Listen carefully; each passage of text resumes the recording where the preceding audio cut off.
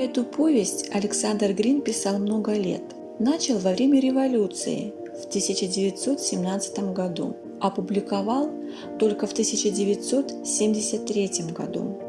Над Грином смеялись, потому что только сумасшедший в свирепости гражданской войны мог написать повесть о любви и сказку о том, что даже самая нелепая для всех окружающих надежда может сбыться, так как это произошло с героиней романа «Ассоль».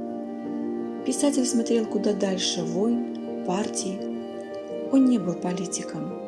Он думал иначе, чем все, потому что верил: море и любовь не терпят педантов.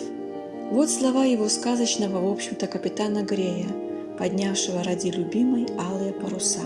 Я понял одну нехитрую истину. Она в том, чтобы делать чудеса своими руками. Когда для человека главное получить дорожайший пятак, легко дать этот пятак. Но когда душа таит зерно пламенного растения, чудо, сделай ему это чудо, если ты в состоянии. Новая душа будет у него и новая у тебя. Когда начальник тюрьмы сам выпустит заключенного, когда миллиардер подарит певцу виллу, опереточную диву и сейф, а жокей хоть раз попридержит лошадь ради другого коня, которому не везет, тогда все поймут, как это приятно, как невыразимо чудесно.